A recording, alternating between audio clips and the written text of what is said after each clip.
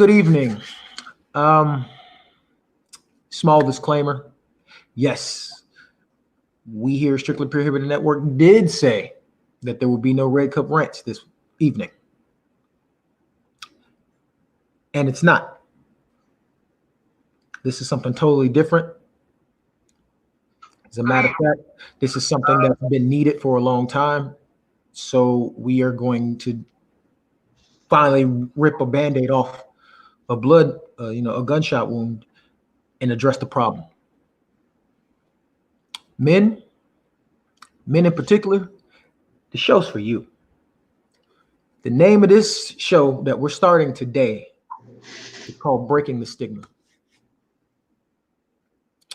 It's time, fellas. Hey, Nikki, it's time. What up, Nick? Good. What we need to do as men, especially as right now, it's just two black men that we're also veterans, so we kind of doubly got it. We need to stop believing that we got to be emotionless, that we got to be super tough, strong man. We got to be Superman and Iron Man and not feel nothing, not say nothing, not and just try to do everything. Those days need to end. The days of you grew up not feeling, not thinking, not trusting because that's what your pops told you you're supposed to do. Or your mama told you that's what you're supposed to do. That's got to stop. Hey, Maggie. Right now we're waiting on Mike. He will be joining, and we have a special surprise for everybody. Our Canadian brother is joining us. He's going to be a part of the show. Just letting y'all know right now, he does live in Canada where it is legal for him to toke, so he probably will smoke a little bit on the show. Yeah. Oops. But between me and Dre, we're both veterans who were raised to not really feel nothing. We were told that you're not supposed to cry, you're not supposed to feel nothing, you just supposed to keep pushing forward, regardless of what happened. Your best friend could have just died. But if we came home, yep, that Maggie. If you came home and you said something, you were gonna get called a little bitch and told to suck it up.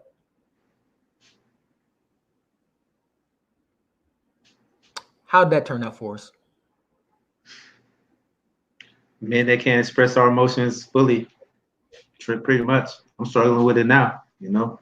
I it's no secret. Me and my dad didn't have the greatest relationship. We're still trying to mend a couple things right now, but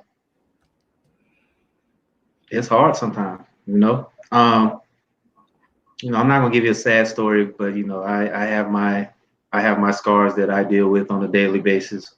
Huh? Tell your story. It's Well, like I'm gonna tell it. I'm gonna tell it, but I just don't. But the thing about it is, I don't want nobody to feel sorry for me for telling this because I've been on this earth for 39 years, and I know I have the power to break curses, generational curses in my circle. It's no secret. It's no secret. People know me and got to know me over the years. They know that me and my dad didn't have the greatest relationship. I feel that a lot of times he wasn't when I need him, and it hurt a lot because I was at a point where I needed a positive male role model. And Dex, growing up in Columbus, it wasn't a lot of positive role models in our city. It wasn't. All we had was the local drug dealer, the local sports icon who basically flamed out, or that uncle or that father figure supposedly. Yeah. So, and I understand. I tell my therapist all the time that my dad, he was in the army and he had a job to do. Yeah. I understand that. But it's just the fact of the matter is that when I needed him the most, I just felt he turned his back on me, and that really it pissed me off. Really, it really I did. understand that. Yeah, So I understand. when he came back, when I was getting ready to graduate from high school, I was getting ready to leave. I was on my way to the service. I was ready to go, boot camp, everything. So the fact of the matter is, he tried to come back and try to play daddy. That really hit a very, I don't want to say a violent streak, but it was It rubs kind you of wrong. like it rubbed me the wrong way because I'm like, where were you when I was 13 or 14? I'm 17 years old, about to start my own life, and now you want to play dad? So we didn't have the greatest relationship for about since my son was born. My son was born. It was 7, 8 years. We didn't even speak. When I had my graduation in the Navy, he didn't really, he was there, but I could tell, we didn't really have the greatest conversation. He was just kind of like, whatever, you're a man. This is what you need to do. Right. I didn't need to do that. It felt strange. So, yeah, Yeah. we didn't really come back on good terms until my son was born. And I was like, you know what? I don't want to have the same relationship that I have with my dad with my son. So I really I struggled, but I didn't want to be an example that my dad was to me, to my son. So, it sucks talking about it right now, but like you said, it needs to be talked about because I think the stigma that black men shouldn't show emotion and that we're emotionless, we got to end that. We got to, like you said, we can't. I tell everybody all the time, every man on my friends list, they know what's up. You got a problem, you don't want to talk to nobody, my inbox is open. It don't matter if it's 3, 4 o'clock in the morning. Just hit me up. Same. I don't have an issue with that because us men, we need to talk about why shit's fucked up amongst us because everybody has this macho, tough guy image. Trust me, I've done it a lot, and it doesn't work. So you need to really change that whole stereotype that black men can't express themselves without being called a pussy. Agreed. My inbox is also always open. I barely sleep as it is, so usually be keeping me company.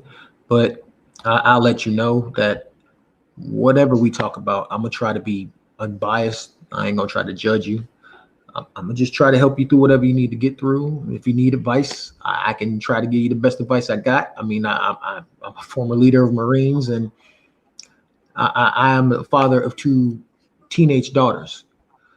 And I'm gonna tell you right now that another reason why it's important for us as men to feel is it's not only if you are a father with a son, you're raising them up and you're showing them the error of the ways that we experienced and what's best for him. But for people in my position where you have daughters, you're setting the example and showing them of what they should seek out in a male going forward. Because let's be real, those dudes who they bottle it all up, they suppress things, they don't know how to express themselves. Those are the ones who usually tend to want to get a little touchy feely, a little handsy when they're told no. When things don't go their way, they want to try to upside somebody's head. And you don't even have to be upside the head. It might be something to violate that said person, aka molestation. It's something. It's something there. Look at R. Kelly. Yeah. He went through a lot, and I'm not condoning what he did, but somebody really should have pulled him to the side and said, "Hey, you're going down the wrong path." But like you said, sometimes that's what we hide behind is our egos and our. It's crazy, man. Our egos and our our macho attitudes, our tough guy attitudes. I know another problem that we have as guys is a lot of us don't know how to be told no. Yeah, and you know what? And that comes from us, being men, because we was always, like, I was taught that the man was the dominant force the man was a dominant force in anything. Yeah, I wasn't taught to be emotional. I wasn't taught to be compassionate. I was taught to be, you do your job, you run the house, you're the head of household. It's what you, I heard and it was all wrong. I heard the same Yeah, thing. it was all wrong. I was supposed to turn it all off, pretty much be a machine. You got the final decision. Leave the house. And it Wherever didn't you help go, that. they gonna follow. So it's on you. It's on And it you. didn't help that. It didn't help that we was proud military, so it gets drilled every day that you're supposed to lead. So Yeah. unfortunately, some people, including myself, I took that home. Even when I left it, they say leave your work stuff at work. Sometimes it's not that easy. It really isn't, because you're so used to being in charge. Sometimes, that's not the case sometimes. Well, Matt, that is a good question. I appreciate you commenting while you're at work. We're waiting on you, bro. Why do men have these egos? We have no reason. He's right. We don't have a reason to believe that we're better than women. We're not. And to be completely honest, for a man to truly be successful, especially in a relationship, you shouldn't be with somebody that you feel is lesser than you or better than you. You need to be with somebody who you feel is your equal. That way y'all can ride together, support each other, and grow as one. You trying to do it, you with somebody you feel is lesser than you, that means you trying to do everything by yourself and she just along for the ride, which means if you do hit it big, you do get successful, first thing in your mind is, what is she truly here for? It's got to be about that. Is she just staying around because I got this fetty or what? Or what can you do for them? Right. That's not how it works. It has to be a balancing act between both parties. And I think that's the reason why we have a lot of problems as far as relationships and as far as men and women. Right. It's because I have that issue. People that know me, they know me. When I get really, really upset, I'm going to do two things. I'm either going to lash out or I'm just go completely silent. Yeah. So, well, shout out to my cousin Andrew. I see you checking in, dog. I'm here, man. Appreciate just trying to spread the wealth, man. That's all I'm trying to do. I'm gonna tell you the truth. The two people you see on screen, we have nicknames for each other. He's Evil Ryu, and he calls me Violent Ken. There's a reason. Because if people know us, especially close people, y'all know how we can get when we're not in the right frame of mind. Right. But and the sad thing is usually the thing that triggers us the most to get us in the wrong frame of mind. This call is being recorded. Is female issues. But apparently, a little birdie just chirped in and said, "I have a caller on the line." So, caller, feel free to chime in, state your name, and welcome to the show. Welcome, y'all. I am RJ. Currently residing somewhere south of I-85. This was a good discussion. I've enjoyed listening to y'all so far, and kind of pushes me to kind of share a little bit myself. The old man with a father that I've probably seen twice in the last 30 years. It's a tough hill to climb. And I guess me personally is just like, I kind of definitely resent him. I resent that side of my family because I feel like they allowed this to happen to where from the age of 5 to the age of 17, nothing. See him once. From 17 till 24 and him getting to hold his granddaughter. After that, nothing since then. I'm like, it's a hard pill to swallow. And then you feel like sometimes you overcompensate on the other end. You're like, yeah, I'm a dad. I got a dog. I got a whole teenage daughter out here. Right. And it's me, it's a rough deal to me because I didn't get to learn those lessons. Like, I had to grow up fast because love my mom, but she put us in, me and my sisters in some fucked up situations that you had to grow up quick. So I feel like it's a lot of pressure, and you know, you feel like you're supposed to be the family wonderkin, and then that's it pushing down on you, and then you're supposed to be this, that, and otherwise, and then there's self pressure and there's family pressure, and then all that shit goes aside, and you kind of lose it. And it's a rough road to hoe when you don't have any type of leadership or any type of road to follow, and you're kind of pushing it on your own. And I guess that's the biggest thing you miss when you don't have that father figure. You ain't got nobody to show you what the way to go. You got to figure it on your own, and you just like, sometimes you make it. Sometimes you make it pretty scarred, and sometimes you don't. Yeah. I mean, I agree with you. I'm not exactly in that position, but growing up, my father wasn't there. My biological father left me and my mother when I was 6 months old. Berlin, Germany. How we got back to the States is my mother's family decided to help her out. And then she in turn joined the military to be able to take care of me. And then when she had my brother, me and my brother. So I definitely understand that. Growing up, it was just a single mother, me and my brother.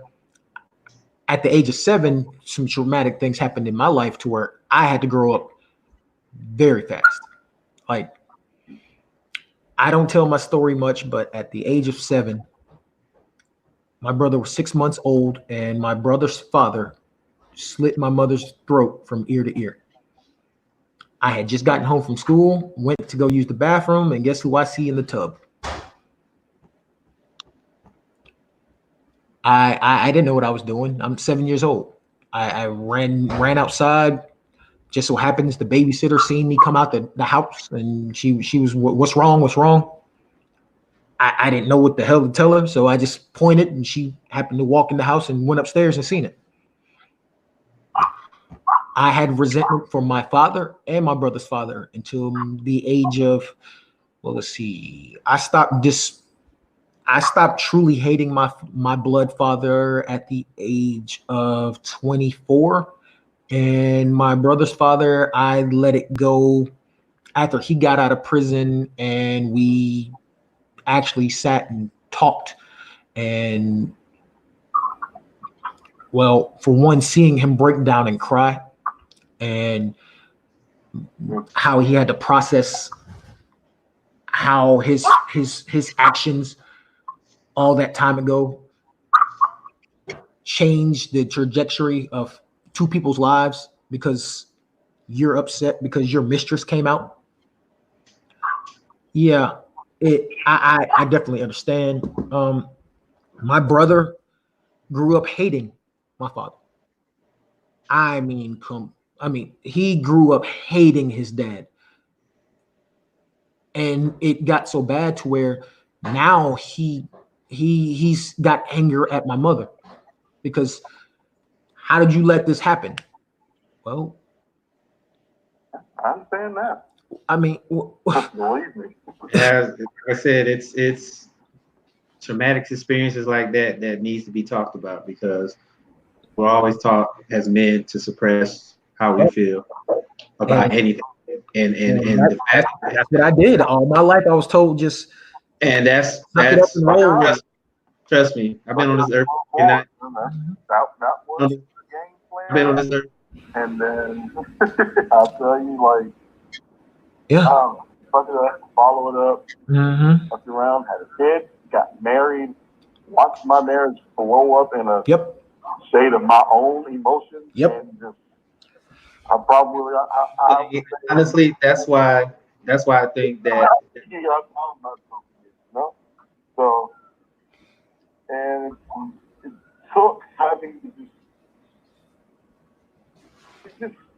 people and it's like, hey, listen to me.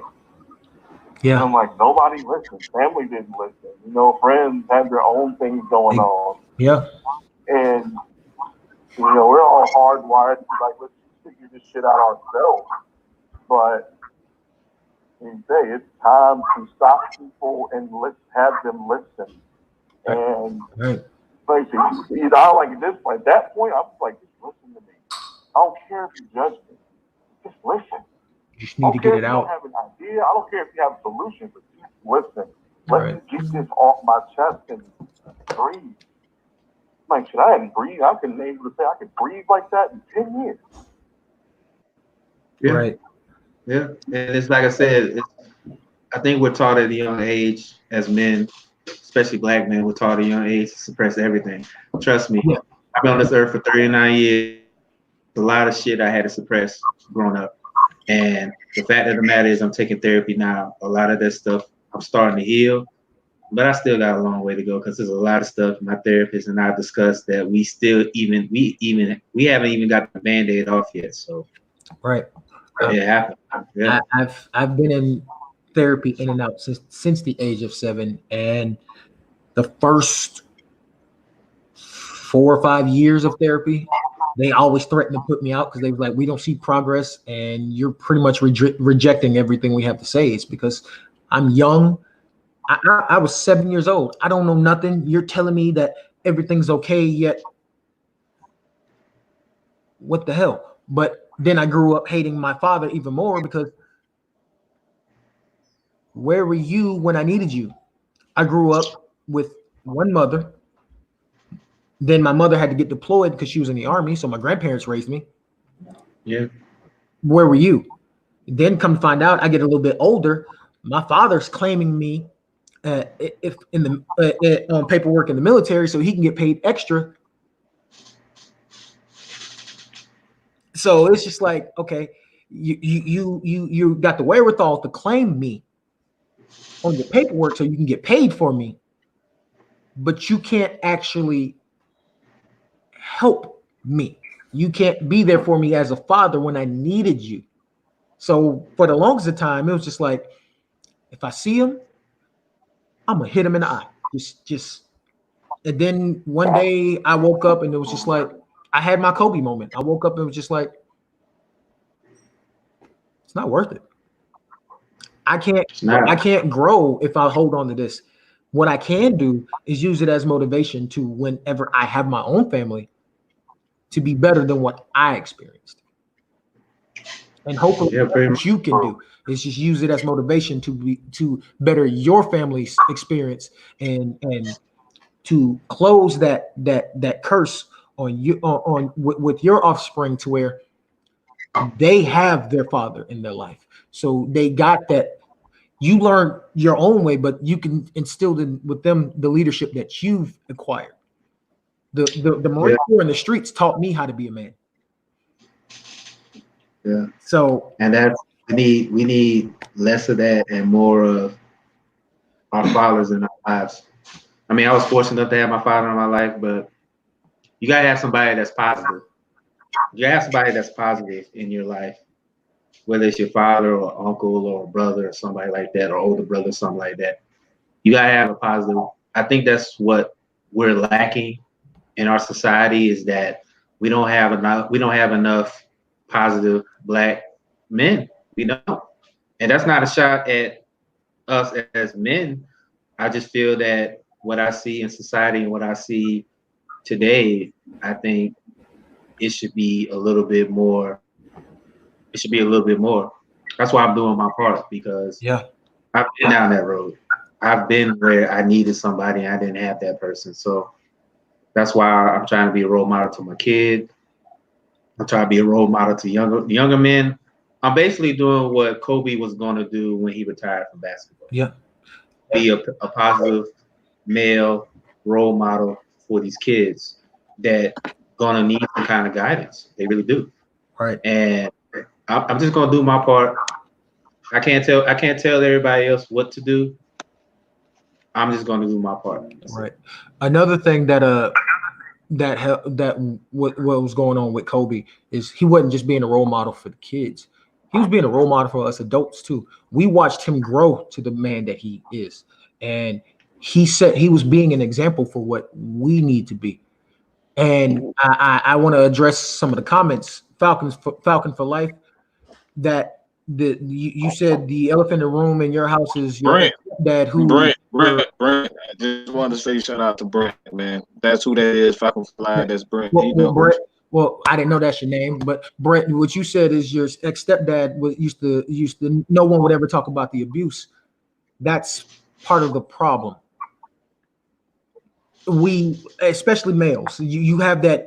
Everybody, especially black families, we all have that one family member who always doing something, and no one will say shit. Family reunions, everybody just looking. They ain't gonna say nothing, but everybody know Uncle Ray got be touching on the little girls in the back, or he giving people black eyes because they told him, you can't get drunk. You this, that, and the other. That's why we got. That's why we got. That's why. Can I say this, man? I just want to say this, and I'm gonna let you. It's up to us to break the generational curse. All right, Mike. That's all I have to say. That's all I have to say. Go ahead, Mike. I know you. Yeah, Mike. You have some stuff you need to get off your chest. Yeah, he really did, because I'm gonna tell you right now. I'm gonna tell you like this. It took me and Dex a Herculean effort to get Mike on the show. Mike didn't want to do the show, but we had to really convince him to come. So whatever he comes out, whatever comes out his mouth, that's him being raw. So just be prepared. So the floor is yours, Mike. Go ahead. I'm gonna sip my Gatorade. Yeah, I'm good. Steaks smell good in my house. So I'm chilling right now. Uh-oh.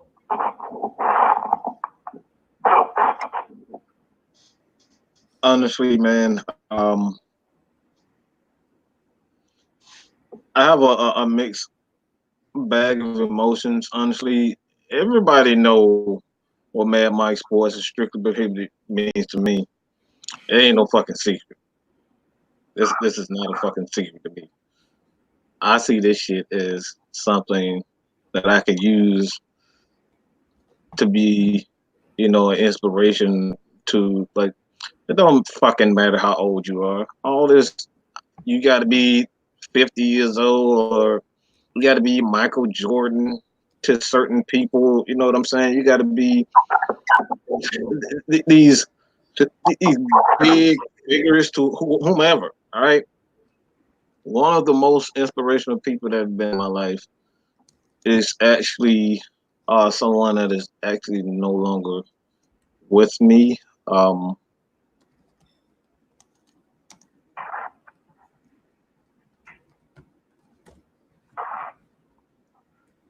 We know. You got it, Mike. We know, man.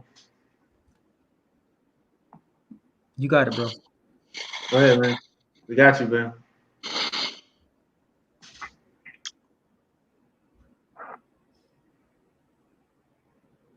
Yeah. Yeah. That's all. That's how we all felt. Yeah. When that happened the other day. Yeah. So we know. Yeah. Y'all want to know the truth? Ever since about 11 o'clock Sunday morning, I've been crying on and off. You see it? My face is all swollen up and shit. I look more mean than normal. We weren't going to do a show at all. We weren't going to do anything. And show was canceled. Show was pretty much the actual Red Cup rant was canceled, and it is still not happening. What happened was I woke up this morning. My daughter, my youngest daughter, had her award show, award ceremony, educational. I walked in, and teachers and students alike all looked like they haven't slept. They look depressed. They just look broken. And that's when I realized we can use this platform for therapy, because we all need it. We need to be able to band together, talk, unify, because that's what Kobe was talking about before he died. Life is too precious to be holding on to dumb crap. and we need to work together to empower each other. And to best way for me, Especially, you know what? Especially with us right? black men, And, definitely have. and the way I felt about it is the best way for us as black men to make an impact is to teach other black men that it's okay to show emotion. It's okay Yes, to not be a yes man. It's okay to have feelings and let it out. Don't don't hold that shit in until you become a volcano and then the smallest thing it makes you erupt. That was my and that's problem. not good. That was my problem. I was That expelled from you 3 schools. That was my problem. right. And see, That was my that's problem too. That was that my was problem too, because I still do it. Trust me. Mike and Dex knows how I get when I just hold stuff in and then I just let it go. It's like I'm a bull. I'm seeing red. Right, right. that's me 100%. And one of the reasons why, it's this. My cousin is, I call him my twin. Like, it's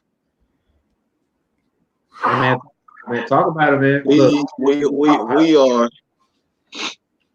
we are almost exactly like, I mean, it's scary. It's scary for me, because seeing the Kobe incident just brought that back up for me. Um, 'Cause I don't fucking cry. Like, I don't I just don't I don't cry. This is probably the first time I cried what? And you know what? I'm in a glad you year. are. I'm glad you are, because sometimes you need to. Yeah. Trust me, you That, need to. And that's what You y'all need. taught. Every time I've had a mental, This. You know what? This is the stigma we're trying to break here, that we can't show emotion. So to everybody that says, "Oh man, crying is weak," it's no, no, that's not what it is. and Because that's exactly I rather for my brothers to come to me, be emotional like Mike is now, than for them to go do something stupid and get even more, lash out or be violent or go do something drastic. oh I rather that happen. You know and what I'm see, saying? that's me. I'm the type of person, I don't like to do a lot of talking, and that's why crying is, like, for me, it's a last resort for me, because I'm man, look, I've been, if anybody has been into Atlanta, Georgia, Columbus, these are some of the roughest neighborhoods in the world. Okay, we're not talking about Hey, in Dex. Hey, Dex. we're talking about Hey, just in Georgia. We're talking about in the world. I know. Columbus is all of no it. joke. Columbus, Georgia is no freaking joke. Dex, Okay, we grew up in Columbus. You know how I got. You know how over the years it got really bad. That's why Bro, I had to. That's why I had to bro, leave. let me tell you something about Columbus, Georgia. Everybody knows what a mother's love is, right? Mhm. I left Columbus, Georgia, and my mother said that is the best thing I've ever done in my life, and never come back unless I'm visiting. yeah. Right. It's as These much as I are some look, as much rough as I look, neighborhoods. as much as I love, y'all know I'm Georgia all day, and y'all know how much I love Columbus. But the best thing I did, and I'm not taking a shot at anybody that stayed there and made a change, and they're still alive and thriving. But the best thing for me was leaving Columbus, because I knew if I would have stayed, I would have been another statistic. Speaking of which, before we get rolling, we have And another. that's another thing. That's what I wanted to talk about. It's one of the reasons why people, like, when I tell you, man, I can get pissy drunk with the best of them. Okay, stupid drunk. All right, but well, feel. Yeah, I'll laugh at that. Like, I'm. That's just for me. It's that my cousin became a victim of our generational curse, and he's no longer, because he had a moment of weakness. He told me that he was not going to get on his motorcycle drunk, and he had a moment of weakness. Him and his girl got into a fight, an argument, went out for a drink, just like he's done plenty of times, and an accident occurred, and he lost control of his motorcycle, and that was all she wrote. But one of the things that he always told me is that never hold, bite your tongue for anything. Whatever is on your heart, whether people like it or not, let it out. That shit is therapeutic, and a lot of people, we got a lot of people out here just want to be politically correct, want to be friends with everybody. I don't look. Friends are not gonna save you in moments like Kobe Bryant. They can't do nothing for you. Yeah. Can't do nothing for you. Right. Friendship is not going to save you. No, it's not. Okay, we can be here to support each other, be here in times like this, but that's not what's going to save you. Well, That's why you should use your. That's why you should use times like this to be and say what's on your heart, man. Yeah. Because like I said, we got a lot of people out here that just living a lie. They want to say something to somebody, but they just too afraid. They don't want to make it seem like this or that. Like, man, sometimes you gotta do that Shaq and Kobe. You know what I'm saying? Say what you gotta say and be gone. You know, be at each other's throats for 6 months or 6 years or whatever it is. Get it out, get it done, man. and Mike, I'm grateful. We got 2 callers. Oh yeah, We- everybody that's checking in, we're not We're not ignoring you. forgetting. We're not ignoring you, so don't hang I appreciate everybody, especially, and you know, this warms my heart because I see a lot of men checking in and sharing their stories. This is why we did this. So go ahead, Dan. 1 second. Can I say this real fast? Yeah, go I ahead. wasn't going. I was gonna do exactly what I always do when I don't feel like doing shit. I ain't fuck this. I ain't doing that shit. That's exactly what my attitude. And nothing Dre and Dex did not. Like I was gonna look. I was gonna say forget this. I ain't doing this shit. Like my mind was set. I told you I My wasn't mind was set. But Hey, look. Regardless if you ain't want to do this or not, we're still your brothers, bro. mm-hmm.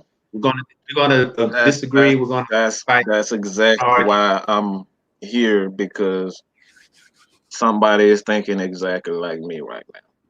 So we have 2 callers. First caller from Columbus, Georgia. Go ahead, state your name and speak your mind. Caller? No. Oh. Well, we'll move on to our next caller from Warwick, Maryland. Go ahead, you got the floor. I think I know who this is. I think I know who this is. This is Martin. Howard, That's Martin. Hey man, that's my battle buddy right there, man. That's my battle buddy. What up, Martin? That's your battle. That's my battle buddy. That's my battle buddy right there. So when he get in trouble, it's your fault. If I get in trouble, it's his fault. If I get in trouble, no, that's your battle. So when he get in trouble, that's your fault. Right. Blessings to you, gentlemen, man. You know, in light of everything that's happened in the last, 72 hours or so, man.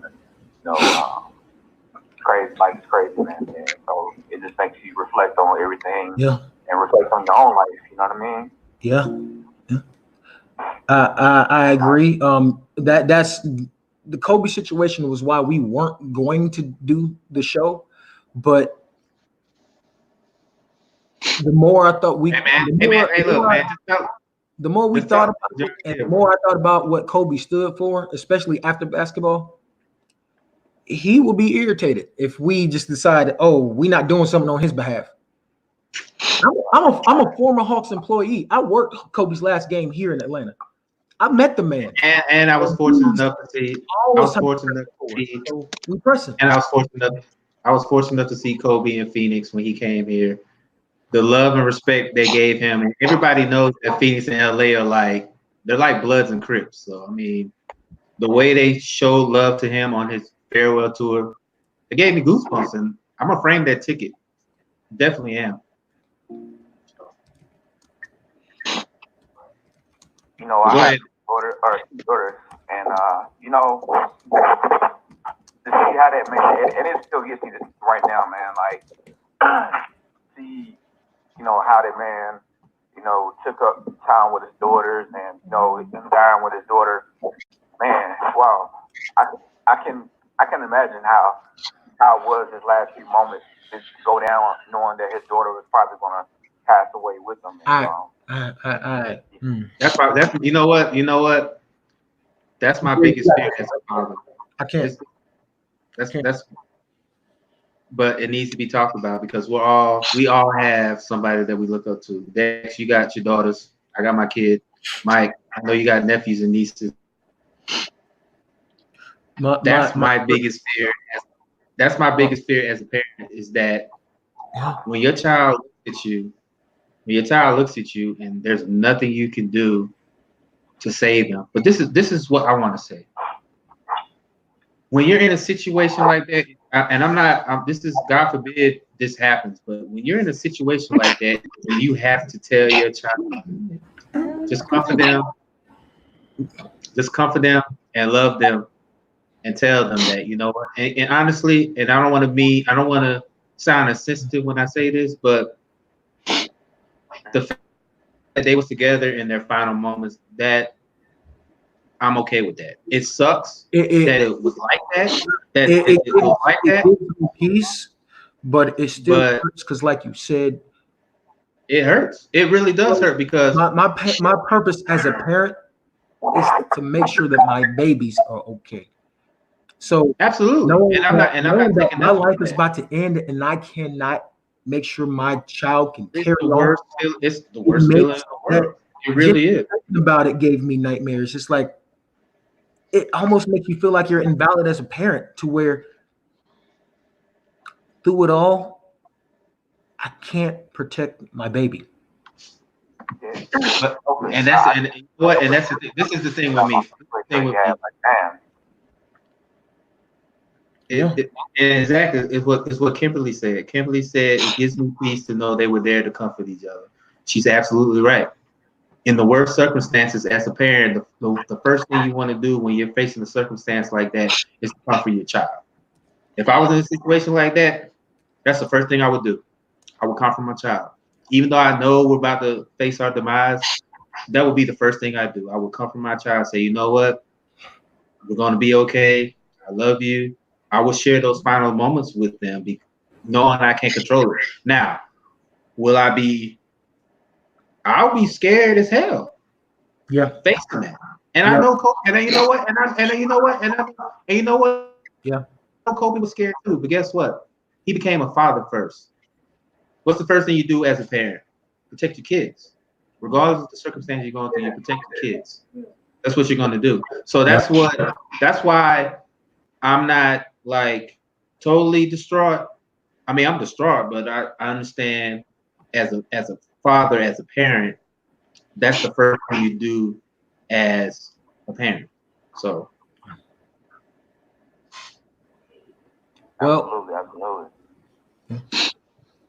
Well, Martin, we appreciate you calling in. We got another caller on the line, and we're gonna hop over there to see about what their thoughts and feelings. Hey, Mark, take care, man. I'm gonna make sure I'm gonna come see you up in Maryland, man. We're gonna eat some crabs or something, man. Hey, give me a plate. Hey, let me get a plate. Let me get a plate. Take care, man. Hit me up, man. Church. Absolutely. Church. Got plenty of Old Bay for y'all, man. Yes, sir. Yeah, we good with that. Yeah, absolutely. All right. All right.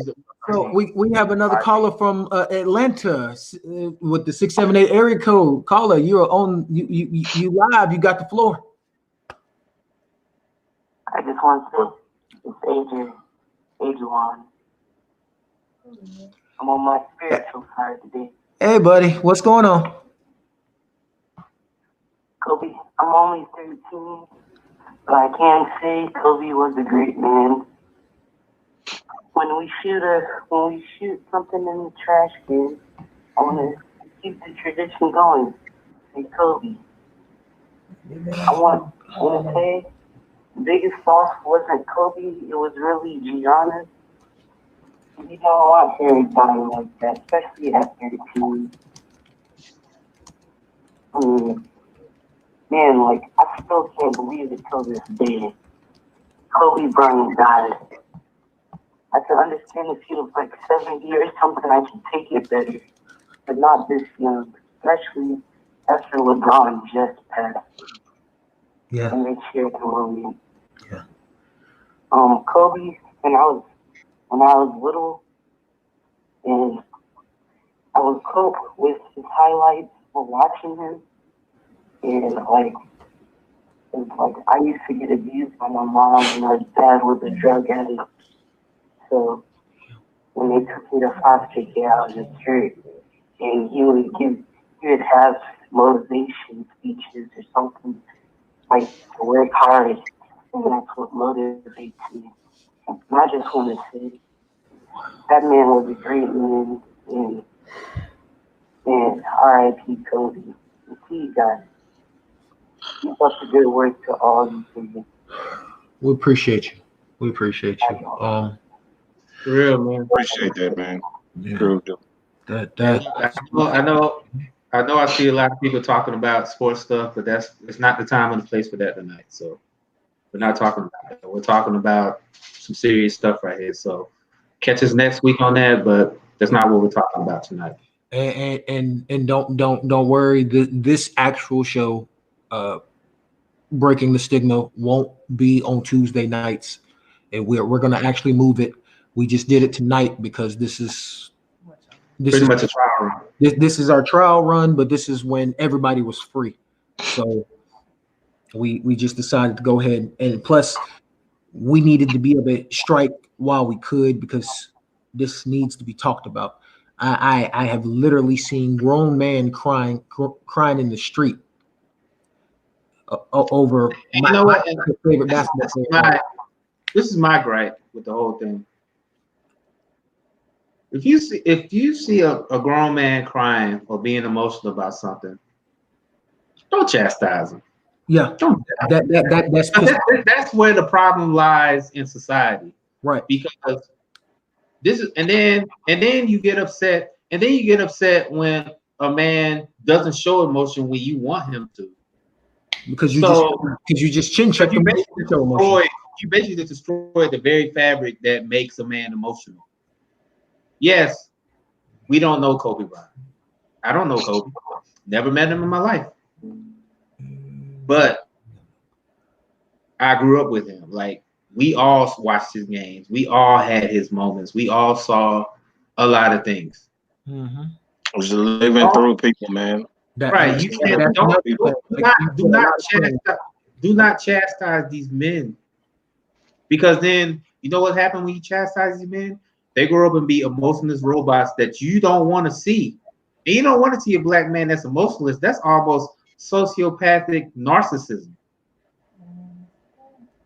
I've been there. I'm trying to break that. So another thing we got to do, especially in situations like this, I have a couple gripes. I have a gripe with the media, how they covered it. It's not just Kobe and Gigi that died. 9 people died. Yeah. 9. And you know what? I want to say this next before all of them. I just want to say one. The one I want to say is give strength and give strength to that 16-year-old that lost her parents and her sister. Right. I couldn't even fathom that feeling, because I know if it was me, I wouldn't be responsible for what I did. I really wouldn't. So I also want to, even though no, Kobe's family is not bigger than the others, I want to say I want to give strength to Vanessa. She lost a husband and a daughter. The only lover that she's had since high school, and her middle child at the same time. Yeah. You know what? Like I said, that's just like with a 16-year-old. I lost my grandmother at Christmas time. And it took me a year, almost a year, to finally accept it because I was very angry for about a good year when she passed. So My best friend got murdered, man. It took me really 10 years. People ask me all the time, Mike, how the hell are you celibate? Well, I was celibate in my 20s, okay? In my 20s, I was celibate in my and to 20s. everybody, and you know what, to everybody that says, oh, you'll just live with it. Stop being a sister. Stop. Yeah.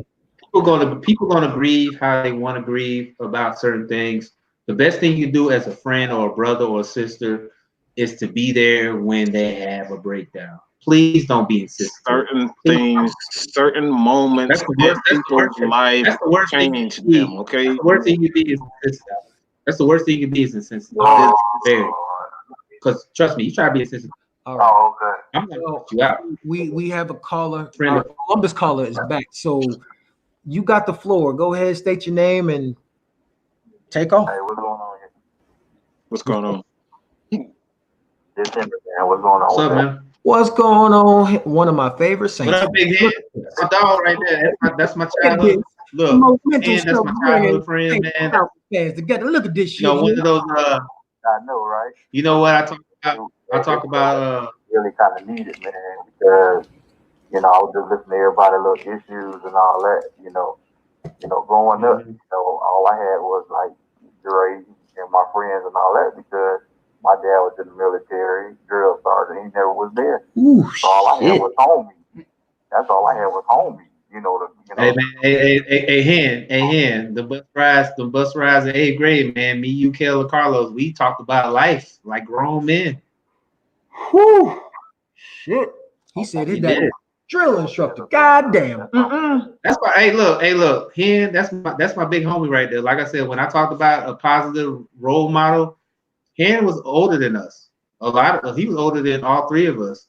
This was the guy that when I was in like 6th or 7th grade, he was like 8th or 9th grade. This is who I looked to when my father was gone all the time. This is who I looked to because he always kept it 100 with me. And the bus rides that we had back and forth in Columbus, he never shied away. Whenever I had to ask him a question, he always kept it 100. So I salute that man. Appreciate that, man. Definitely need that. Definitely need that. It's like, And then look, and then what's crazy, man, like with the COVID thing, man, I was in the car then like 3 weeks ago. And so I could just imagine wow. that, man, my truck was just spinning and spinning and spinning. And it's like the faster it went, the faster it was going. And I was like, oh my God. And then the only thing I could think about my two kids. I was like, oh my God, man, I'm gonna leave my kids. And then I just lost my mom in the car again too. So that was flashing in my head too. I was like, man, I'm gonna leave like my mama did, you know what I'm saying? And I swear, man, the Lord looked out for me. And so when this thing with COVID, man, I'm telling you, I ain't gonna tell you I ain't break down because I was like, dang, little old me, I'm still here. And goddamn Kobe, goddamn, he gone with his daughter and the 7 other people. So the first thing I did was I called my kids. I was like, look, hey man, daddy love y'all to death, man. You know what I'm saying? I'm here for y'all. And hey, ain't nobody bigger than life, man. So, whenever y'all need me, you hit me up. And I had put something on Facebook the other day. And the first person who reached out to me was my homeboy Drake out of everybody. Well, Dre always quick on the trigger. I mean, that's what he do. They doing and I salute y'all, man. Because Hey, look. That's my man 50 grand right there, man. I'm telling you, man. Everything is not peaches and cream, and everything is bigger than life. But the other men do. There you go, boy. There you go. You go. Hey, look, that's my man 50 grand right there. Like I said. Well, like I said, hey man, big hand. I know you listening, man, but like I said, from the bottom of my heart, man, I appreciate everything you taught me. I appreciate you steering me the right way.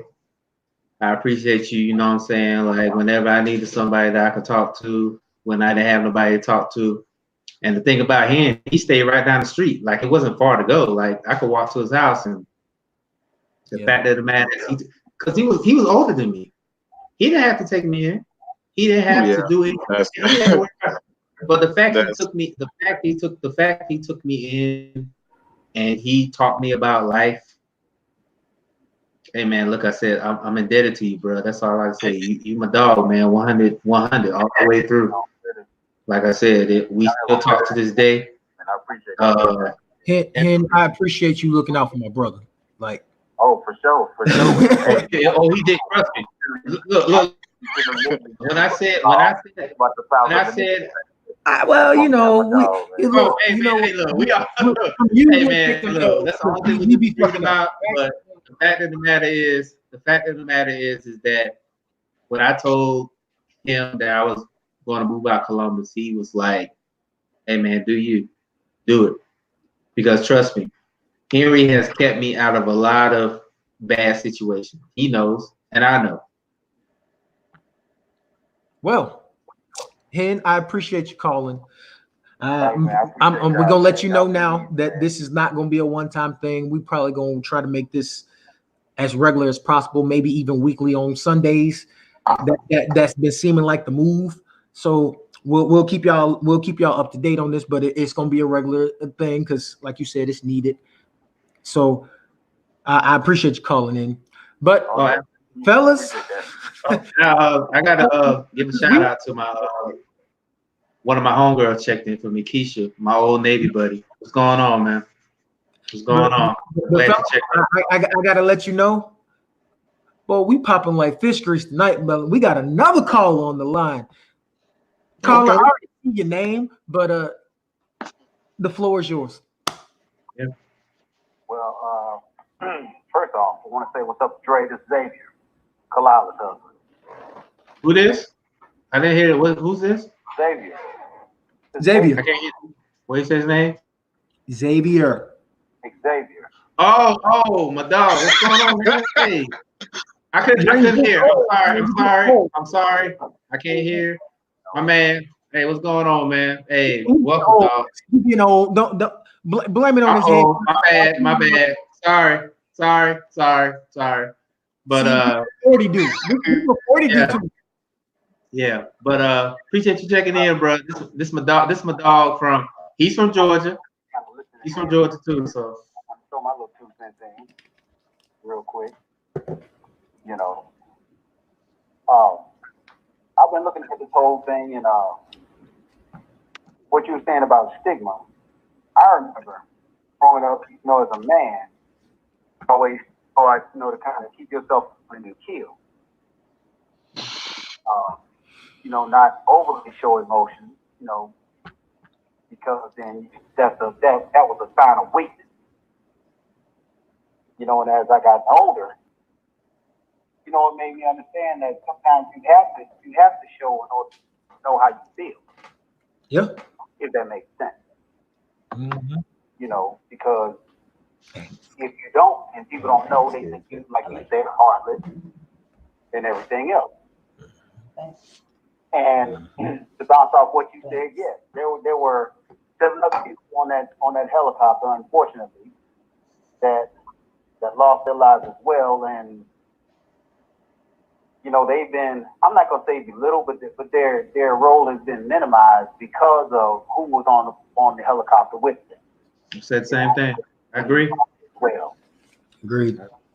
Yeah, absolutely. So I'm like this right here. Look, I'm 50 years old, and I guess in my old age, you know, I've started showing a little bit more emotion. You know. Hey man, look, man. Look, you still in your prime. Stop talking about that. You old. You in your prime. Stop it. Come on, man. Look. Hey, look. I'm striving to get where you at. I'm trying to get where you at. I'm 39. I'm trying to get where you at. So yeah. Got that right. Yeah, I'm trying to get where you at. That's a blessing. Hey, man, my cousin. That is a blessing. One thing Twin always taught me, bro. Like, and that's something that I try not to lose is that you guys know I was like when I was really just a couple of years ago. I didn't hold anything back. sometimes I look at my timeline on Facebook. I'm like, oh my God, I can't believe I said that. Right, exactly. Like Don't go there, Dre. I'm not saying nothing, bro. Not saying nothing, man. I'm good. Sometimes I really, not truly, like. Well, I mean, you know, we have that opportunity to grow, though. And if you don't have the right people around you, you won't grow. Yeah. You know, something my uncle always told me: if you're the smartest person out your group, you need another group. Yeah.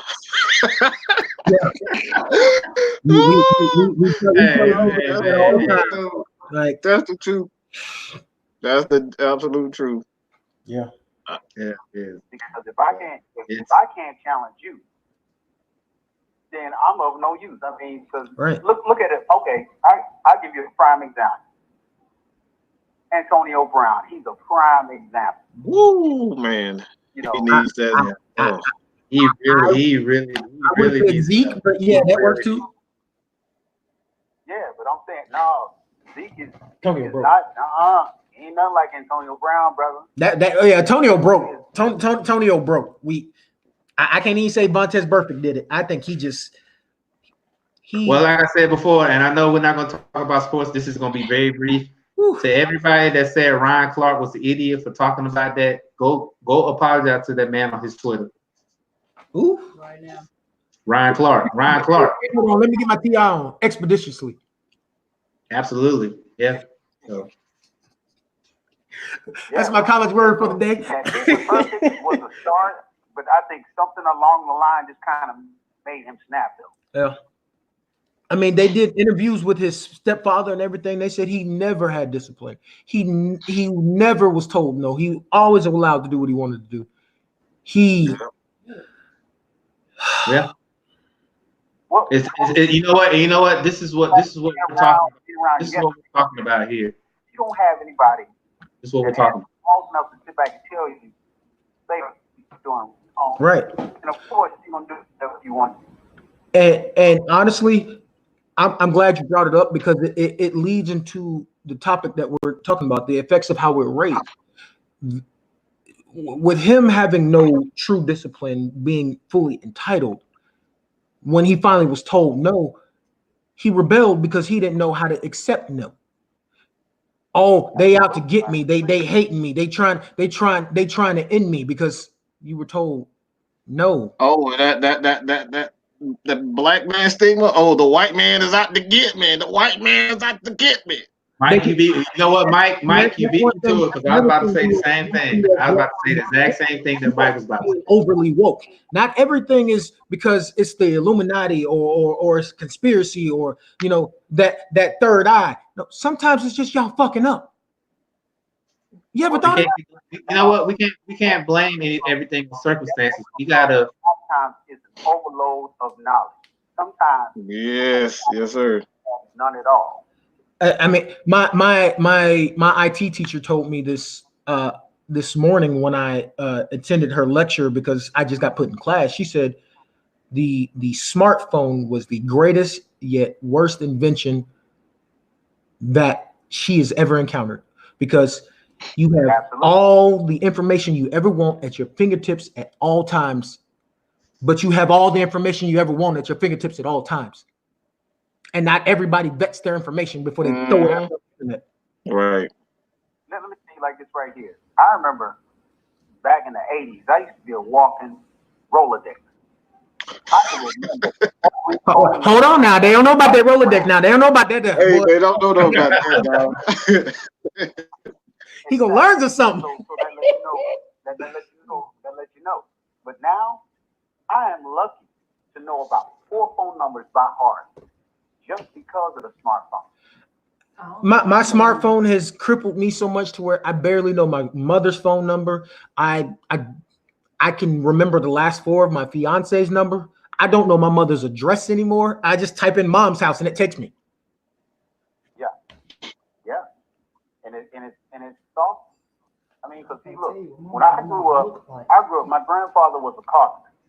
I had one uncle that laid concrete. I had one uncle that did plumbing. I had one uncle that did mechanic work. My dad was a truck driver. So during the summertime while everybody was out, you know, doing their thing in the pool and whatnot, I was loaned out. I was out through there, Yeah. you know, Yeah. putting down a daggone parking lot. Mm-hmm. You know, 90-degree daggone weather. So Told you better not cry and you ain't getting nothing to drink. so I tell you. That's my grandpa's. It seems to me, but it actually helps. And now these kids, heck, you lucky if you can get even air in a tire, let alone work on it. You know, they become weaker and wiser. Yeah, you're absolutely right. It's a sad. I used to work for Mavis, which for y'all in the South, that it used to be named Kaufman Tires. Mavis bought them. Yeah. I was a T1 tire tech, getting ready to get promoted to T2 before I left. When I tell you most of my customers, that ain't no better.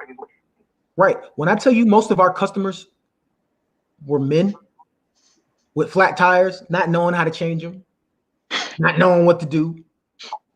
Hey, bro, what do I do? You jack up the car, you put the lug wrench on, and you turn. Fine, here, pay me $30 and we'll do this, because that's what we do here. I ain't doing that. Not doing that, fam. I learned how to change a tire at 19 years old. So Let me explain something to you. Between my mother and my grandmother, I know how to change an alternator. My mother and my grandfather taught me how to change an alternator. My grandfather taught me how to cook. I know men that don't know how to turn a wrench. They can't whip no pot. They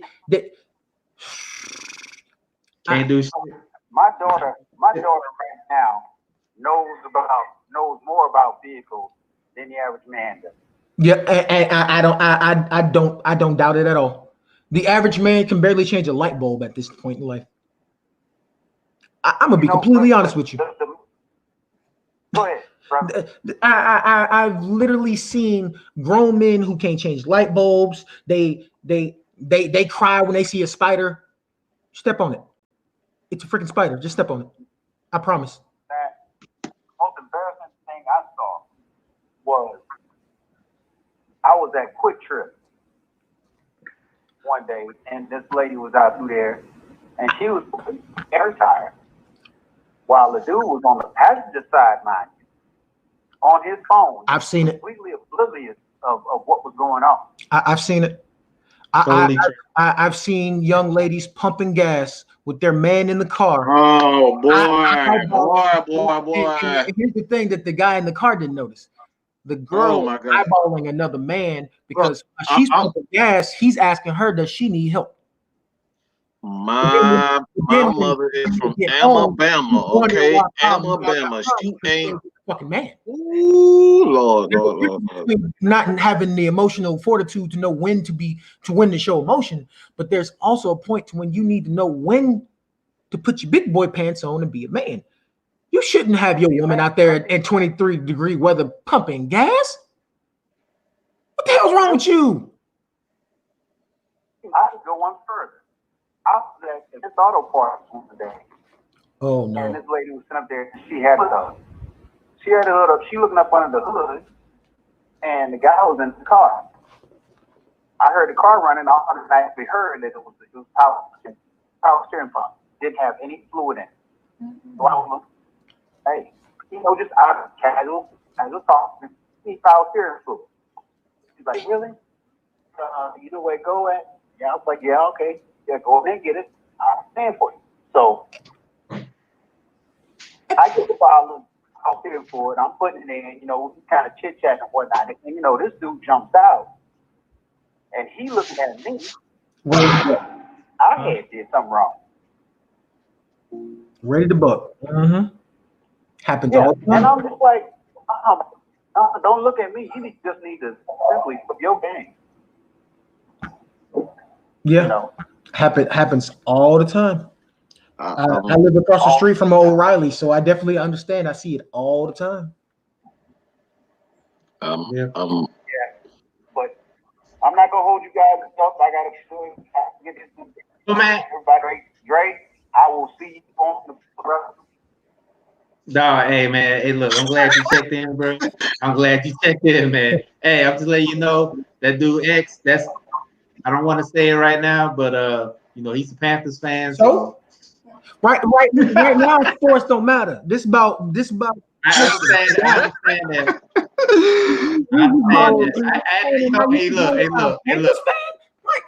Hey look. I'm like Mayweather. You got to put the jab in. I'm thankful and I'm grateful for you calling in. But like that's why I wanted to say from the bottom of my heart, man. I'm glad you checked in, man, and I'm glad you shared your experience, man. So, hey, man, salute, bro. Appreciate that. And on that note, we have another caller on the line. Well, I told you, how many? Look, this is a record right now. Like, honestly, I'm glad. But just introduce y'all. You go ahead and take the flow. I'm just glad that the men are checking in. So, hey, this is good. Good. RJ checking back in. RJ. I'm like, let me throw a personal gig and then I'll get back on topic. Here we go. Remember a Kim and Q party back in, I'd say, 2017. I think I was able to dap it up with you because you were waiting on your better half to come out. Right or wrong? Yeah. That is me, kid from Alabama, that righteously should have never made that trip if I'd have stayed in the mindset that I was when I was supposed to come up there. Ronnie, what? That is me. I wanted Fred G. Sanford, my man, but you still my brother. Don't hate on my night. We gonna talk about sports. I'm like, y'all got on these new off-brand Negroes, and I'm like, they grind my gear so goddamn hard. Use my language. I'm like, around here. You telling the truth. I'm like, and I said, I work with a bunch of young ladies. Probably the youngest ones are about 21, 22. You're up to your 40s and 50s, and I hear their stories all day long, and I just like, what is going on with these new off-brand Negroes, man? They lazy. They lazy. They ain't got no home training, no upbringing. Yeah. They didn't have that uncle or that grandfather they break their foot off in the butt. You know what I'm saying? Just boop. I'm a 38-year-old man. I ain't gonna say I know how to jump. But I know how to change the tire. I know how to change the battery.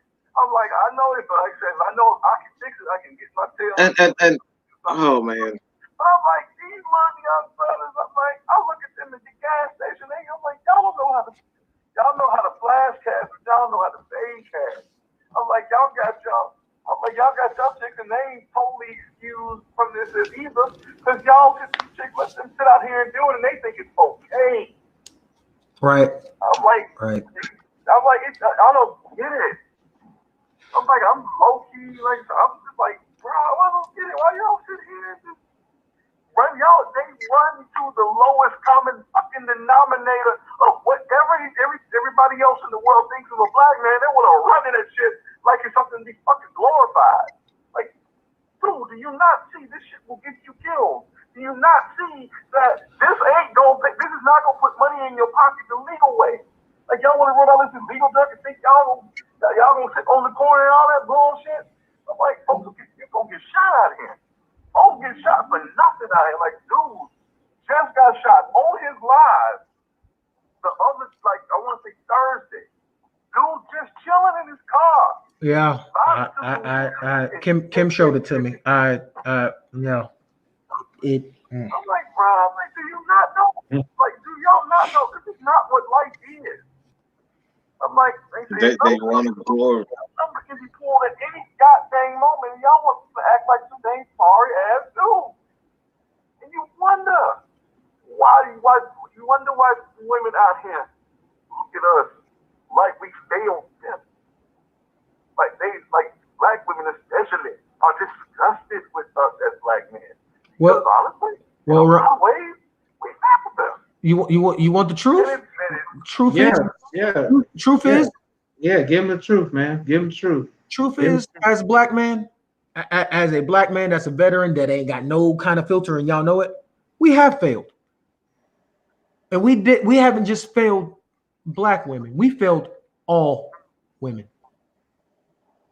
shit. We failed us. We failed ourselves. Because between either not knowing how to express your emotions, so you don't know how to communicate, so you either fly off the handle or you just let everything slide until you just blow up.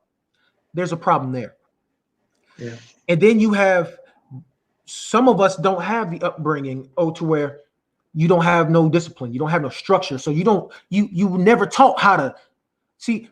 No, my father was not there in my life, but I played high school sports. I had father figures besides my grandfather. My football coach would break me off. He break that foot off of my John Brown hind parts. Yes, I quoted Remember Titans. However, he taught me how to change a tire.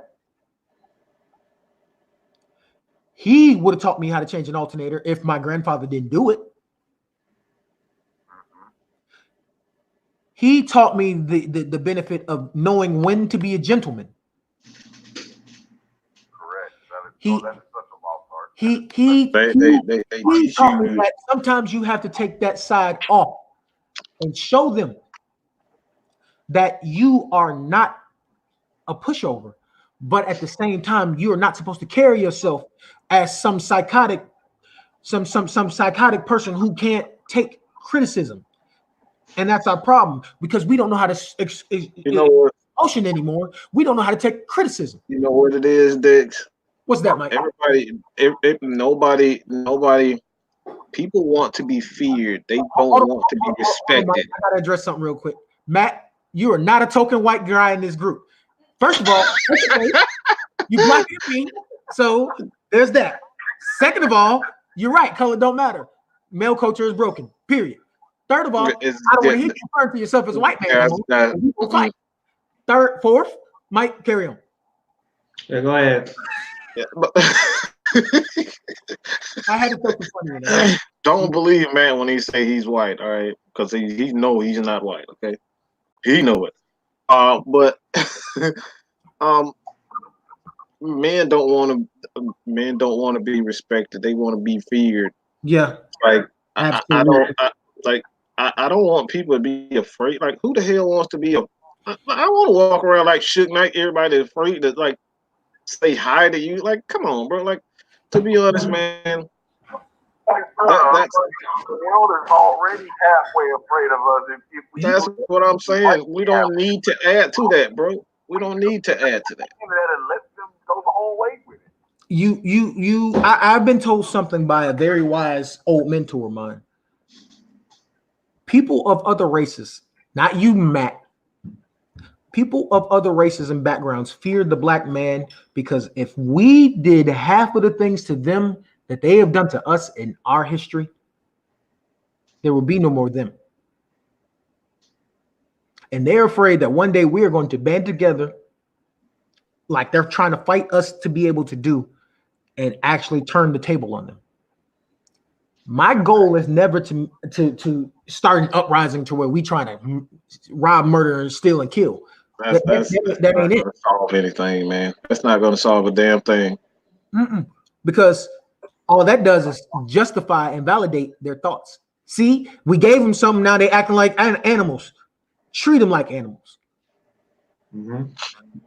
I'm gonna be completely honest with you. Yes, I have a problem with bad cops, but I also will fight anybody who complains when it comes to how police treat people. When a lot of the times, not excluding the ones you see on the media fucking up, a lot of times people getting what they deserve, because I live in the hood off Campbellton Road, Atlanta, Georgia, West Side, actual hood.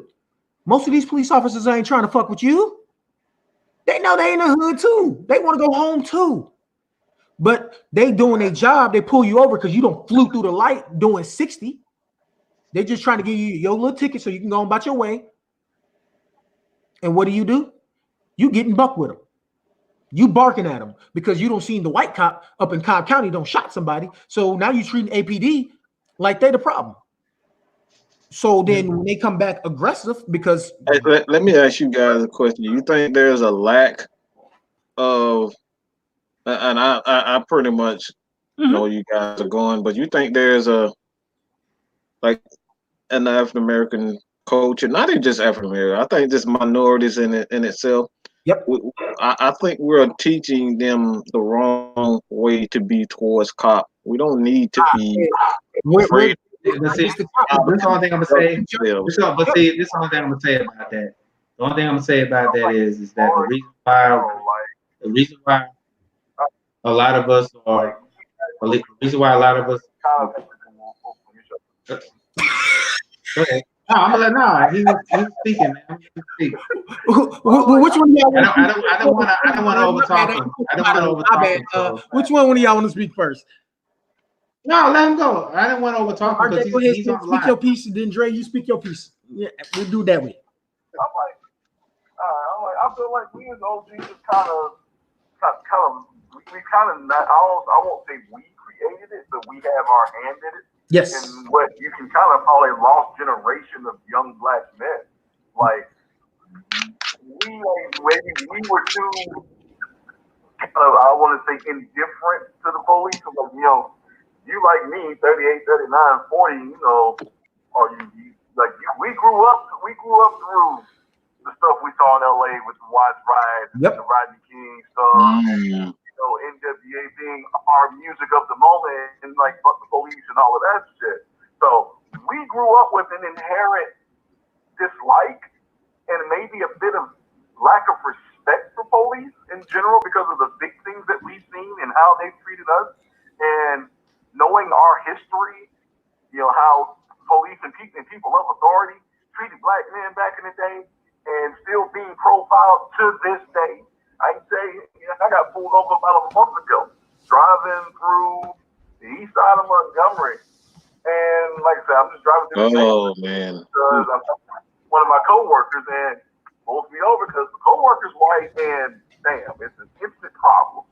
So I'm like, this stuff still happens. Yeah, this stuff. This is Montgomery, Alabama, is as much of. Montgomery Hill too. Montgomery Hill, I know. I don't roll through there a few times. Montgomery Hill. Yeah, it is. It is home, but it is hell, and you got to know where you got to step. But again, it still goes on. But at the end of the day, we can't let that what we went through become what they take on if they haven't gone through it.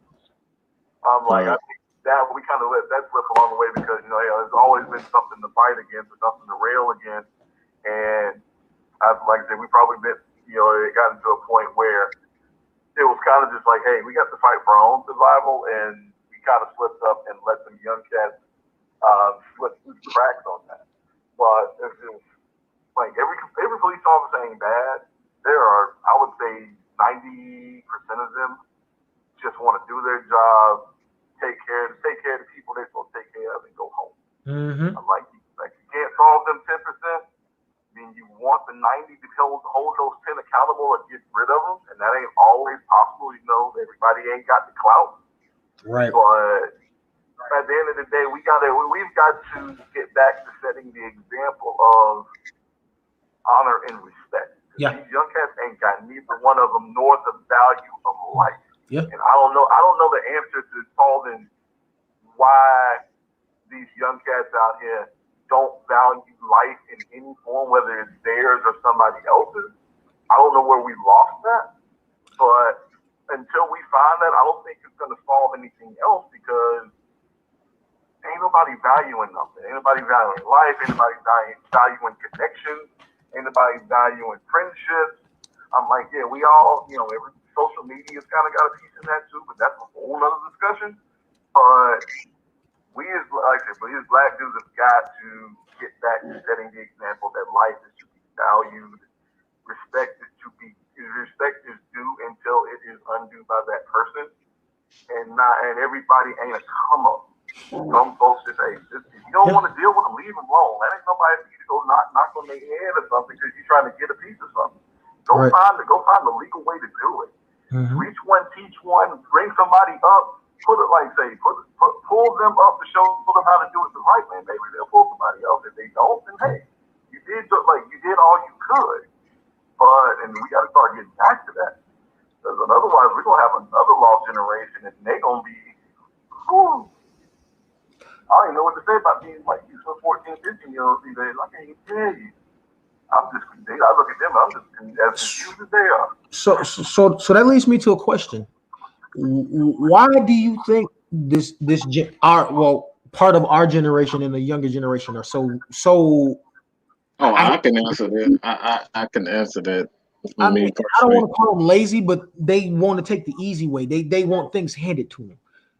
Because we're not doing our job. We're not doing our job as parents, as we're so focused on our careers and trying to become, get back what we feel like we've been slighted. A lot of times we just throw a fucking meal together, throw a goddamn Happy Meal together and say, here's your dinner.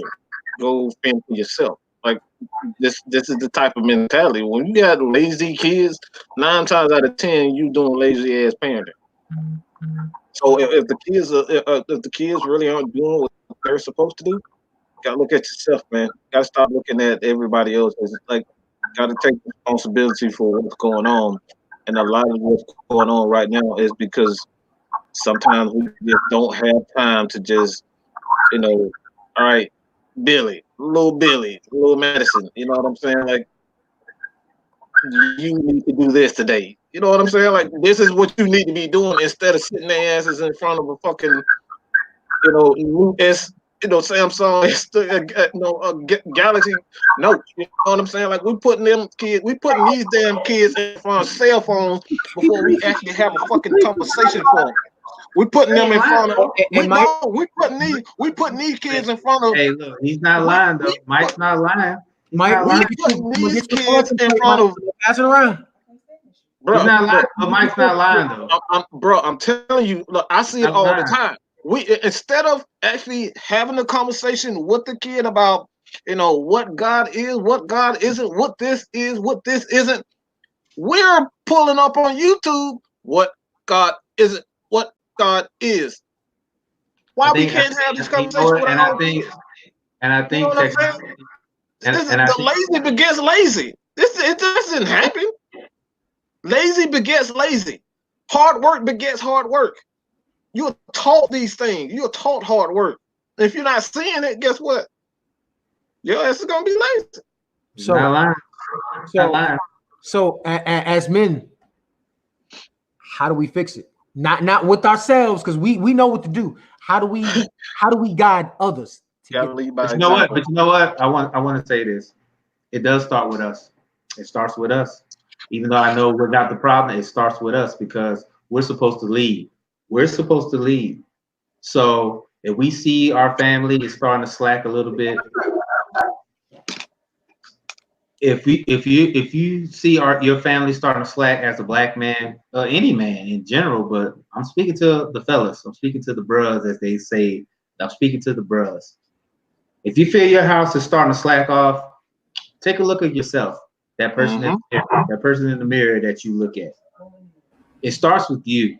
You're the as my dad told me a couple times, and I may be wrong when I say this, and I don't want to offend anybody when I say this. Us black men are the divine entity in a house.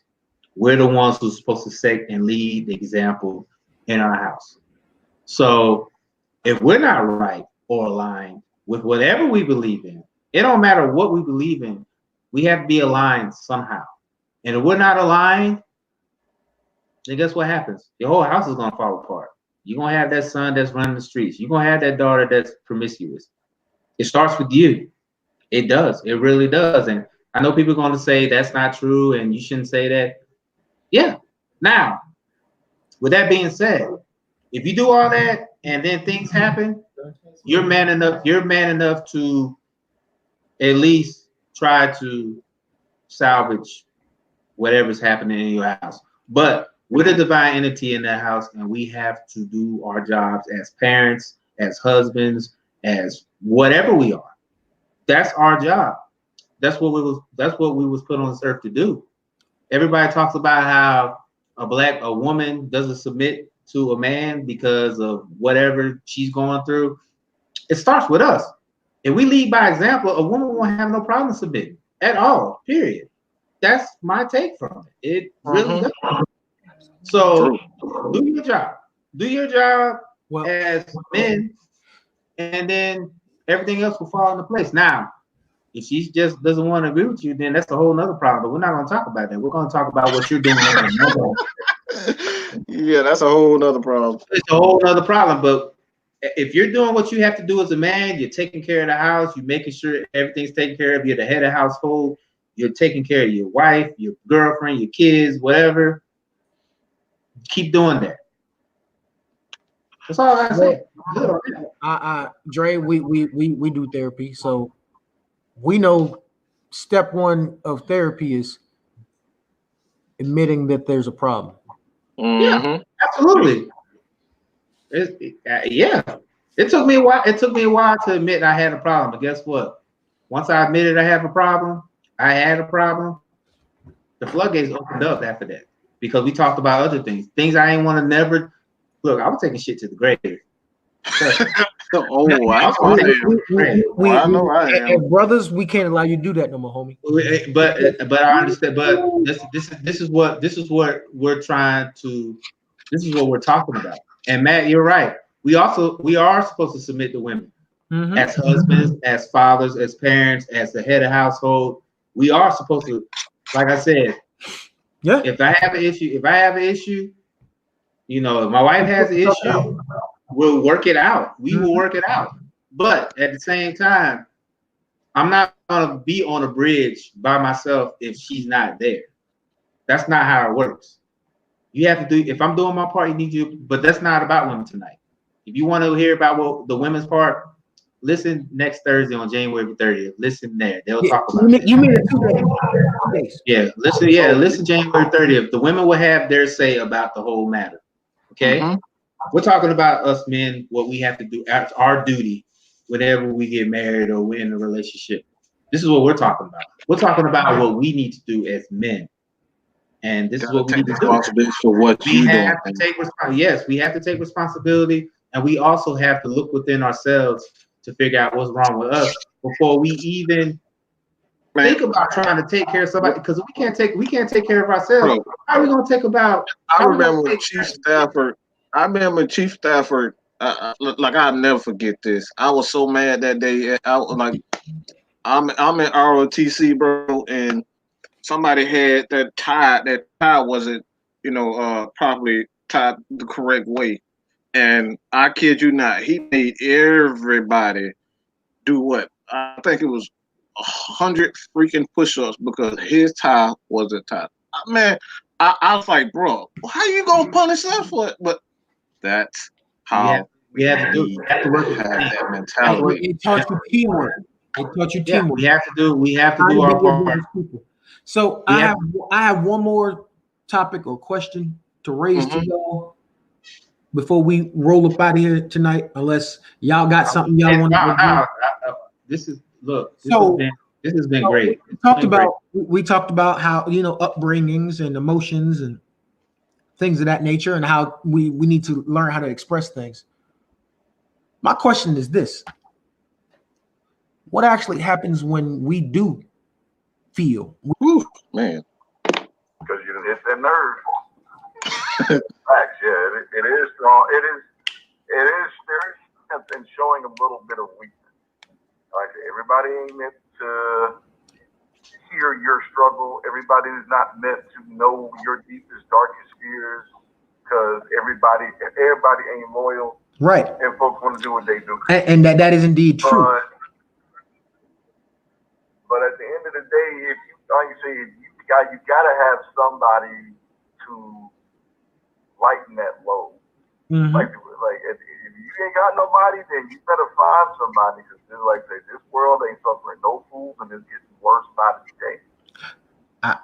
We all got to fight, and we can't be 100% in this fight to try to reclaim what we need to be claimed with the young ones, or with our ladies, or with our own children or the other children out there that our children associate with. I'm like, if we ain't 100% in this fight and we don't get all this side junk taken care of, then we all lost. I'm like, the enemy already, the ops is already firing their shots against us. I'm like, all this side shit about impeachment, this and whatever else going on in the world. And ain't no telling what they doing behind the closed doors. Right. So we got to pick up this damn sword, and we got to get ready to make it. We got to get ready economically. More important than anything else, we get mentally right, and we get economically right, and then the rest of it gonna fall where it falls. But if we take care of our mental and our economics, we'll figure the rest of it out. I want to touch on something you said about sometimes we need to show weakness. I agree, especially when you have a mate, because your mate is supposed to fill in where you're weak at. If you're not showing weakness, where's she supposed to fit? Where's he supposed to fit? Because, we got females listening, but we also have dudes who might not gravitate to the females. That don't mean you still don't need these life lessons, because no matter how you swing, what you think, or which way you roll, if you are a man and you can't do man stuff, what you gonna do? Just like you said, the world is getting worse day by day. If you can't acknowledge these small things, you're gonna get swallowed. Or worse, you're gonna blow up. You're gonna take somebody with you. Because I learned, having Kim and the girls in my life, I have to show my emotion. I have to show my weakness, because me showing my weakness allows Kim to be able to fill in that gap on where I'm weak at. Because when I have a weakness and then I find a mate, they make you complete. They're not the source of your happiness, but they're the source of your completion. You can't function if you have a weakness. You know you have a weakness, but you can't show it. Because then you talk about, I hate being single, this, that, and the other. Well, anytime you come across a woman, guess what? Look, let me tell you something, man. Look. Let me tell you something. Let me say this real quick. Did I ruffle some feathers? My bad. Hey, man. Look, I'm not a person. Where I'm weak in, I'm not very good at emotions at times. Like, I can turn that bitch. I can turn it off easy, quick. Just like I can go in the fucking mode. You know what? And I think that's our problem. We need to stop doing that. But go ahead, Mike. That's exactly where I was going. And see, I can turn, like I said, I can turn the fucking mode just like that, like with no. But she's not like that. She's not like that whatsoever. She's always in her feelings about something, always thinking about something. Like, man, can you just turn your damn brain off so I can get a break? That's basically like this is but how you know what? That's not how relationships work. As much as they get on your nerves, you have to. But she is absolutely right. Always thinking about that. And that's what I've learned to do. Learn how to adapt to the way that she thinks, because sometimes I do need to think about it. Like I said, you don't want it to work, more power to you. But if you want to make it work and you want that person in your life, you're gonna have to adapt to things that they do. Yep. You're gonna have to. You're gonna really have to. And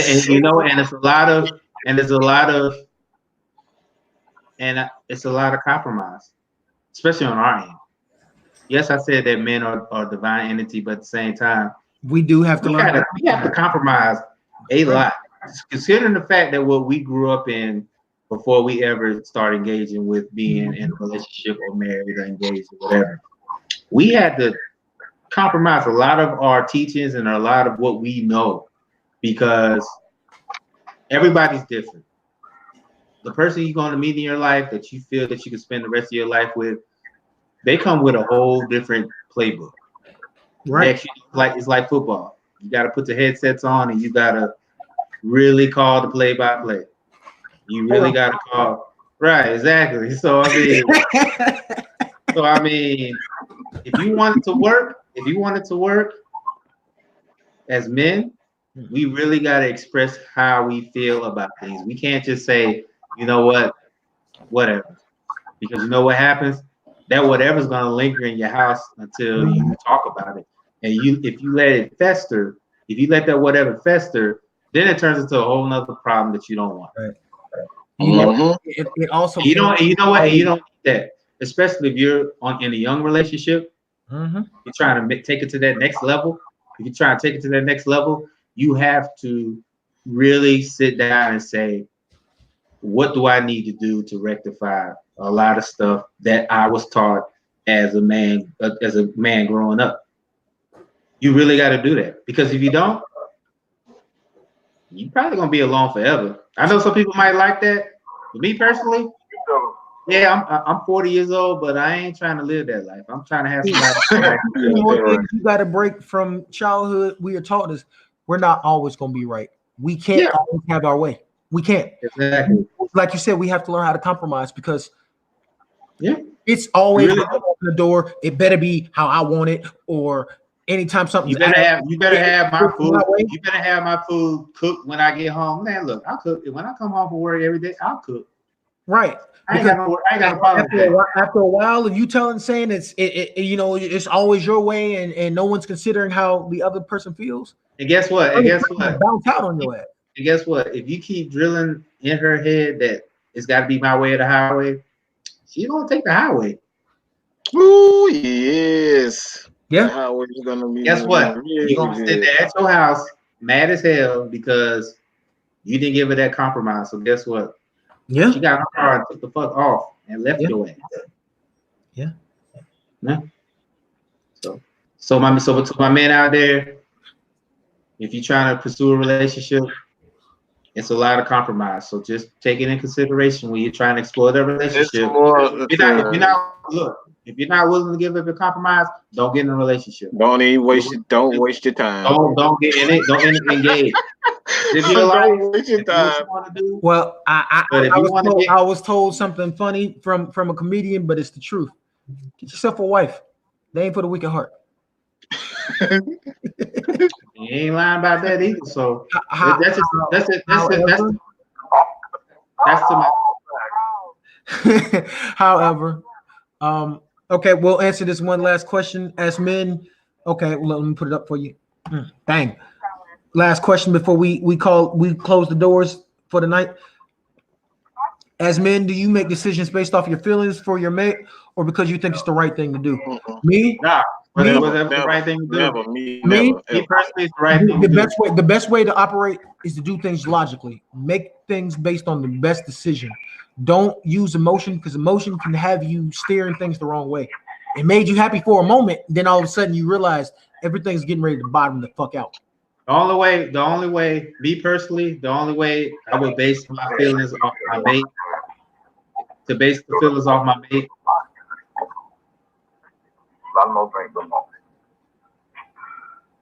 Agreed. Always think logically. I'm like, emotions will lead you down the wrong path and will lead you into an even bigger dilemma or even worse situation. So I at times you do think with emotion but that's like, let's be real, things like Valentine's Day or something where you just want to show your ass. You just had to say that, because that old saying, the one thing Grandpop said that is true, you got to work hard to get her, you got to work harder to keep her. So yeah, things like Valentine's Day's, birthdays, you use just a little bit of emotion, you show your ass, go ahead and replant your flag, secure. Hey, man, look, but other than that, use it. Do you see my heavy eye roll when you said that? Well, you the king. You is the king. Anyway, I'm trying to get off subject because I got my eyes closed because I'm tired of rolling my eyes. All right, bro, I love you. The only time I would base my feelings off my mate is if it's life or death. If it's life or death, then yes. But it's like all y'all said, you gotta think logical in the situation. Now, if she's in a situation where she's facing life or death, whole different story. Yeah. Whole different story.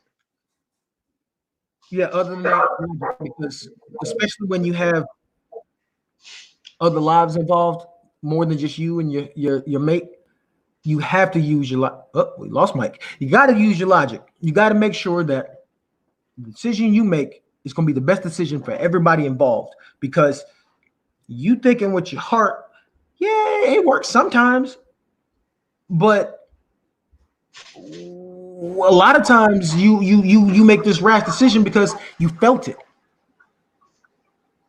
Yeah. And then things go sideways, but you stuck with the decision you just made. And you gotta look yourself in the mirror when you make the decision. And Falcon, yes, if whatever your beliefs are, your belief system, I don't push religion or nothing on nobody. But if that's what you do, if that's what helps you, then I'm not going to try to convince you or sway you or talk down to you about your decisions the way you do things, because we all have our own ways of doing stuff. Yeah. But with that being said, I do appreciate everyone, including you, RJ. I appreciate everyone for coming to our first session of Breaking the Stigma. We're gonna work on our brother Matt's connection, because this is not just my brainchild. This is the brainchild of four people who don't really show emotion, and we know we need to. So this I won't tell everybody his name. I'll leave that to myself. All right. He don't want people to really know his name.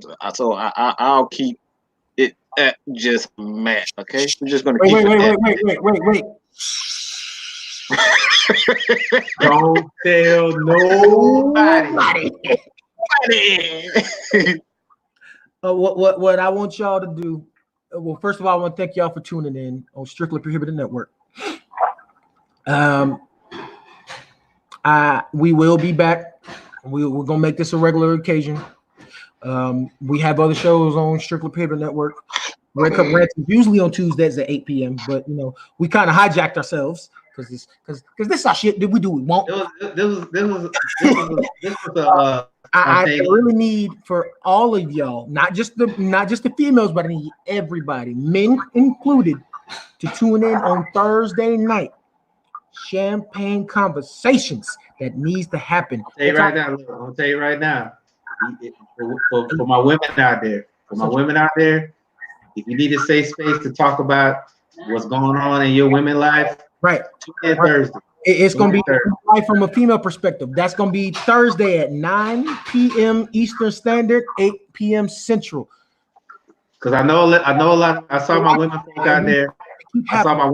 I saw my women folk out there talking about how, well, what about the women's point of view? The women's point of view. This was about the men tonight. We got y'all Thursday. Tune in Thursday. We got three heavy on now waiting for y'all women folks. Because trust me, Kim and LaDonna and Nikki, they're gonna bring their heat. So they always do. They always do. We also have the Hodgepodge show that's on Saturday nights at 10 p.m. Eastern Standard Time right here. We have the Chain Reaction with Boom and LaDonna that is after Cowboys games right here. And we will have another show coming in around October-ish. Got to confirm with B. Jones, but In the Zone with B. Jones will be coming. Well, yeah. And of course, as you've heard, we're going to be moving this show here, Breaking the Stigma, to Sundays, because that's usually where all of us is free. And guess what that's going to be? Mike, let them know. I don't even know what you're talking about. Do something, Mike. It's going to be right here. Also, I just want to do a couple plugs. Plug away.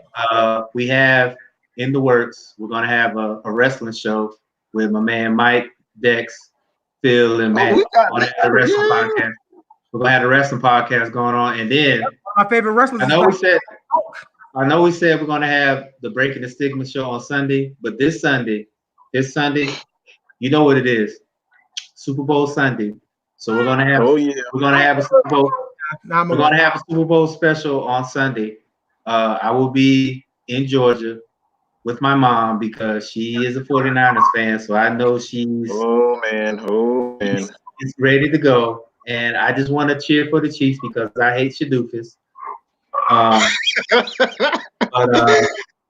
we are going to have a Super Bowl special on Sunday. Make sure you tune in. But the only thing, the thing I want to say is from the bottom of my heart, I appreciate everybody listening to us tonight, especially the men that called in. I was very skeptical about how the show is going to take off because we know us men don't like talking about how we feel about things. So to see how men checked in, especially people that I know off of Facebook, that really warmed my heart. It really did. Confirm what we feel. It really did confirm that. Because everything we heard from all of our callers was the same thing. Right. And Mike, I don't want to jump on you, man. I don't want to poke fun at you, man. But you show emotion for the first time. That was big. You know, honestly, that was big. I was just like, I was like this. My eyes was like, okay, what am I going to tell him? You know what I'm saying? So to see how because I know you say you didn't want to do the show tonight, and the fact you came on and you brought the rawness, I appreciate it, bro. I really do. From the bottom of my heart, man. I really do, man. Same. Yeah. So, but that's all I got to say. So, unless y'all have anything to say, I'm pretty much done for tonight. I'm about to eat some steak and potatoes. I'm about to eat this chicken pot pie bake we got going on. Yeah, I'm about to eat this steak and potatoes and watch Kings of Comedy and just enjoy. The fact of the matter is that this was successful. SPN's taking off, man. So if y'all ain't on, tell your friends, tell your mom, tell your dad, tell your cousins, tell your aunts. When this network takes off, don't miss the ride. That's all I'm saying. Don't miss the ride. Network was never just about sports. It was about variety. We're going to cover everything we need to cover. And as y'all have said many times in this show, this was needed. And this is not going to be a one and done because women needed a safe space. We provided it for them. Champagne conversations. Men, we need a safe space too because sometimes we need to use that blunt force on each other to get the brothers to actually speak. Yeah. Not speaking could be the worst decision you ever make. Yeah. Shout out to your best friend, your brother might be going through the same thing you have or are, but they've already been through it, so they can give you advice on how to get through it. And like I said, chat lines was lit up all night. Phone calls was lit up, man. Yeah. Like I said, this was I appreciate it, man. We all do. All of us appreciate it, man. I'm gonna say this and I'm gonna let us roll. Take care of one another. Love you. Look. You need to do a few things. Hug your loved ones. Tell them you love them. You never know if that's gonna be the last time they walk in the door or you walk in the door. Yeah, hug them, love them, tell them you're sorry. All that. Let go. Second, because you never know. Hey, let go to people. It ain't worth it. Like I said, my Brody, the Mario, I tagged him on this post, but I ain't seen him comment tonight. He said something very profound today. He said death is inevitable. Mm-hmm. Everybody has to face it. Do what you need to do to realign your life. Right. Also, I want to say,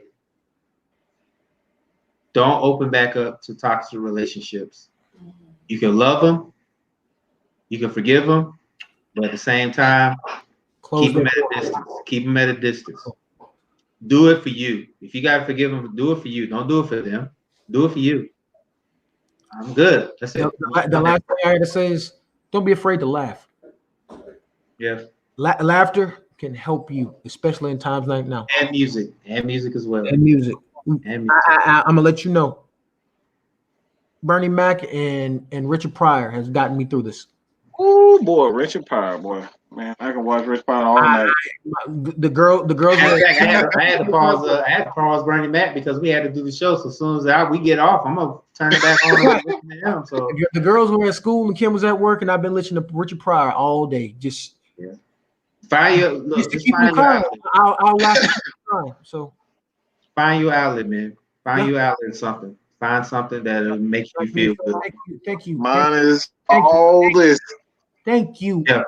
That's what mine is. This is my outlet. Yeah. Find one. Find an outlet, man. This is here what we doing, what you seeing. This is this is our therapy. So we thank you all for tuning in. We thank you for telling your story. We will be back. And with that, we're gonna bid y'all a good night. Enjoy. All right.